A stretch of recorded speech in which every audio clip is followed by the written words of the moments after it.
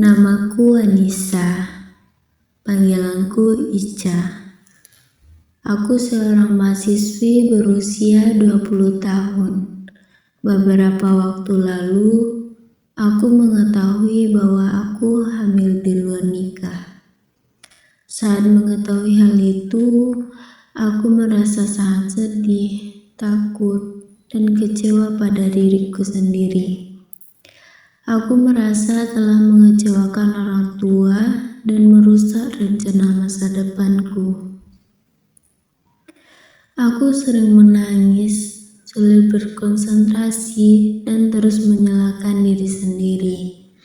Karena tidak sanggup memendam semuanya sendiri, aku memutuskan untuk menemui konselor. Waalaikumsalam. Panas.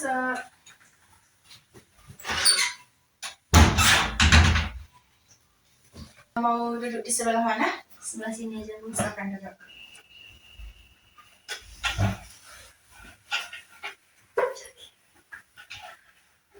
Bagaimana? Apakah duduknya sudah nyaman? Sudah, Bu. Baiklah, terima kasih kepada Ica sudah dapat hadir dalam proses konseling kita sekarang ini. Sebelumnya, perkenalkan nama Ibu Laila Permatasari, biasa dipanggil Laila. Sekarang Ibu berbicara dengan siapa? Perkenalkan, nama saya Anissa Lemperila. Ibu bisa panggil saya dengan Ica. Ica ya? Nah, bagaimana sih tadi perjalanannya ke sini? Lancar? Alhamdulillah, lancar, Bu. Alhamdulillah. Baiklah, sebelum kita memulai proses konseling, alangkah baiknya kita berdoa dulu. Berdoa dimulai.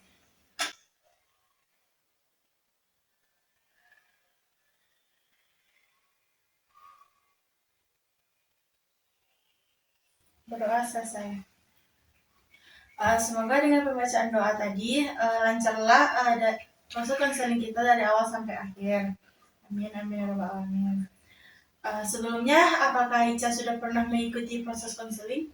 Belum, Bu. Baik, Ibu perjelas dulu apa itu proses konseling.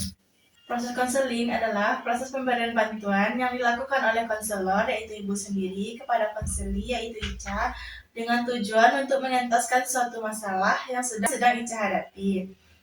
Nah, di sini Ica diminta terbuka untuk menceritakan segala masalah yang sedang Ica hadapi.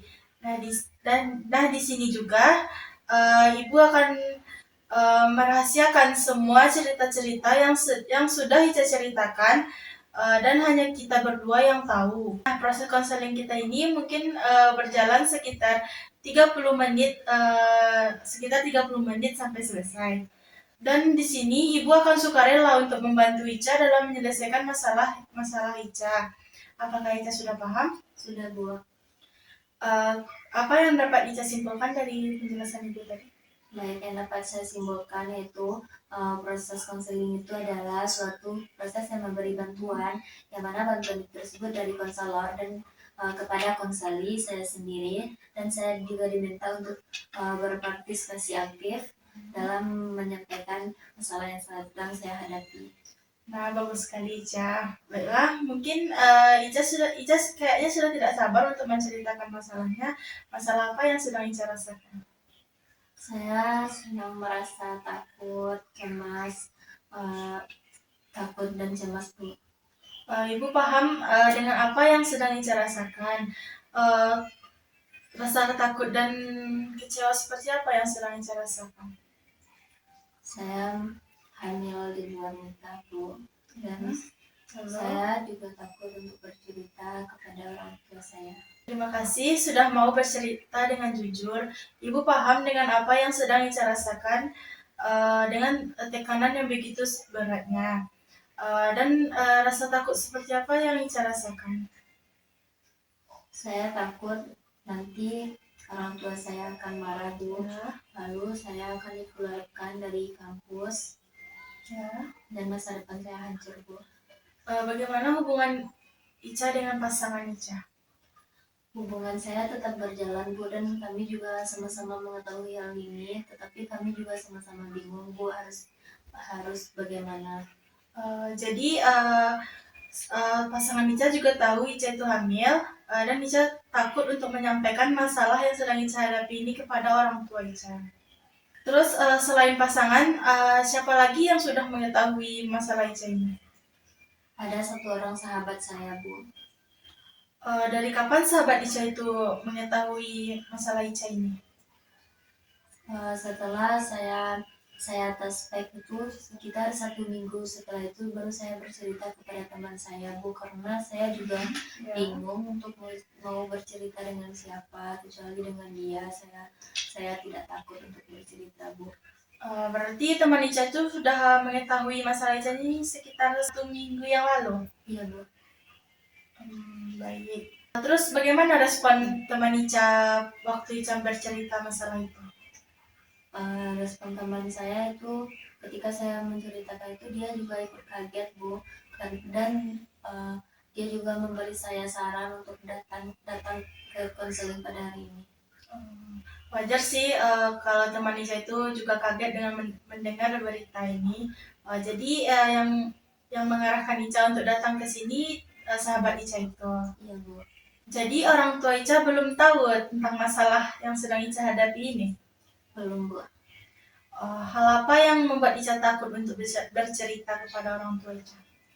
Karena dulu saya pernah menanyakan kepada orang tua saya jika saya berteman dengan lawan jenis apakah boleh, Bu. Jadi orang tua saya membolehkan. Jadi saya takut nanti orang tua saya kecewa dan saya juga diusir dari rumah, Bu.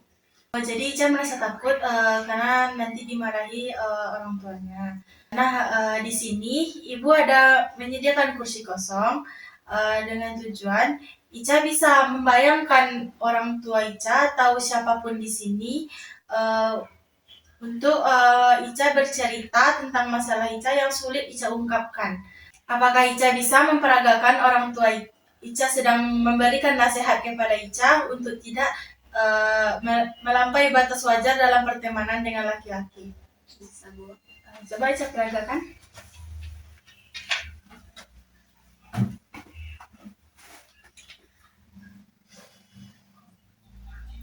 Nanti kalau kamu berteman dengan lawan jenis, Ibu tidak akan melarang kamu. Tetapi kamu harus jaga batasan dengan lawan jenis tersebut. Ibu tidak mau kalau kamu itu akan terjerumus pada hal-hal yang tidak Ibu inginkan.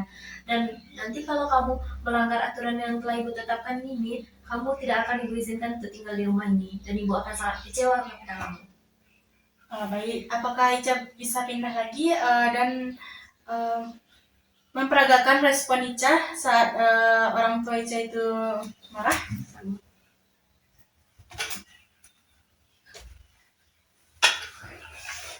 Iya, Bu, nanti kalau saya berteman dengan laki-laki, saya tidak akan melampaui batas yang Ibu bilang dan saya akan menjaga kepercayaan Ibu. Setelah di kursi kosong tadi, bagaimana sih menurut Ica tanggapan orang tua Ica kalau orang tua mengetahui kalau Ica sedang hamil? Menurut saya itu yang pastinya orang tua saya sangat marah besar, Bu, karena kemarin itu kan orang tua saya sudah mengantisipasi kalau hal ini tidak akan terjadi kepada saya, Bu. Berarti Ica merasa orang tua Ica akan marah besar karena Ica sudah melawan aturan yang sudah ditetapkannya. Apakah itu benar? Iya, Bu. Dan apa sih dampak yang Ica rasakan pada diri Ica atas kehamilan yang sedang Ica hadapi ini? Belakangan ini dampaknya tuh saya sering menangis sendiri, Bu. Saya sering mengurung diri saya dalam kamar dan tidak mau bertemu dengan siapapun. Terus apa sih tindakan yang sudah Ica lakukan untuk mengatasi masalah ini? Sejauh ini saya belum melakukan apa-apa, Bu. Saya juga bingung harus bagaimana. Baik. Sebelumnya Ibu juga sudah pernah menangani kasus seperti yang Ica alami. Dia juga hamil di luar nikah, dan kehamilan itu tidak diinginkannya. Di mana dia juga takut bercerita kepada orang tuanya, akan takut dimarahi dan tidak akan dianggap anak lagi. Dia berusaha untuk menceritakan kepada orang tuanya tentang masalahnya. Bagaimanapun orang tua harus tahu bagaimana masalah anak, apalagi masalahnya juga sangat besar seperti ini. Ica juga bisa melakukan apa yang seperti dia lakukan. Ica harus coba untuk lebih terbuka kepada orang tua, menyampaikannya secara baik-baik. Mungkin respon orang tua Ica itu tidak akan seperti yang Ica bayangkan saat ini. Mungkin Ica bisa mencobanya. Apakah Ica bisa melaksanakannya? Bisa, Bu, nanti saya akan coba untuk hal seperti itu. Bagus sekali Ica. Semoga apa yang Ibu sampaikan tadi bisa Ica jalankan dengan baik. Ibu yakin Ica bisa untuk melaksanakannya. Dari konseling kita tadi, Ibu dapat menangkap masalah Ica itu tentang kehamilan yang tidak diinginkan, lalu saat bercerita kepada orang tua tidak memberanikan diri, kurang terbuka kepada orang tua, dan rasa takut yang sangat menghantui Ica itu sangat besar. Apakah itu benar? Benar, Bu. Dari proses konseling kita pada hari ini, apa sih yang Ica harapkan? Saya berharapnya nanti saya bisa bercerita kepada orang tua saya, dan saya berharap nantinya orang tua saya tidak akan marah besar kepada saya, Bu.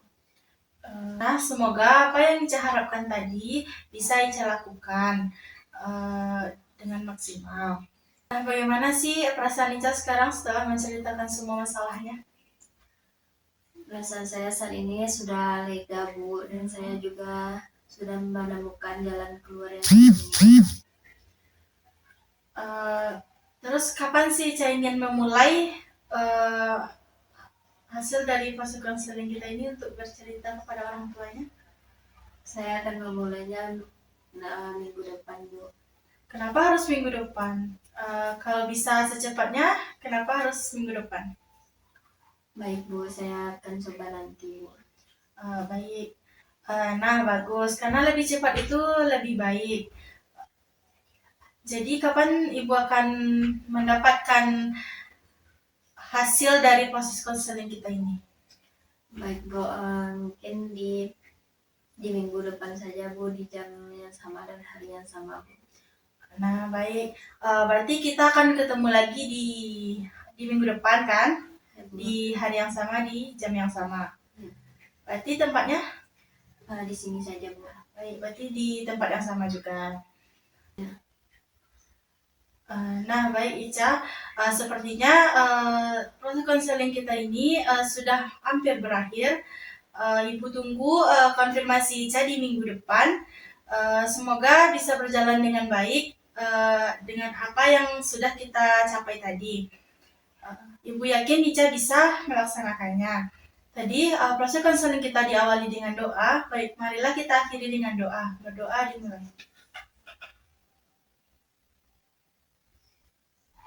Berdoa selesai. Semoga Ica bisa konsisten dalam melakukan hal-hal yang sudah kita capai tadi.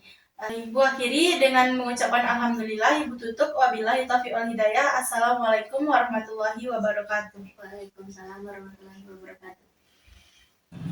Terkadang penyesalan datang bukan karena kita tidak tahu apa yang benar, tetapi karena kita mengabaikan batas yang seharusnya dijaga. Satu langkah yang dianggap kecil, satu keputusan yang dianggap sepele, dapat mengubah seluruh jalan hidup seseorang. Kehamilan yang tidak diinginkan bukan tentang perubahan keadaan, tetapi juga tentang mimpi yang tertunda, air mata yang tersembunyi, dan beban yang harus dipikul di usia yang belum siap. Jagalah batasan dengan lawan jenis, bukan karena takut pada aturan, tetapi karena menghargai dirimu sendiri. Jangan biarkan rasa nyaman sesaat mengalahkan masa depan yang telah lama kau impikan. Tidak semua luka terlihat, dan tidak semua penyesalan dapat diperbaiki. Sebelum semuanya terlambat, belajarlah berkata cukup, belajarlah menjaga diri, karena harga sebuah penyesalan seringkali jauh lebih mahal daripada kesenangan yang hanya berlangsung sesaat. Thank you.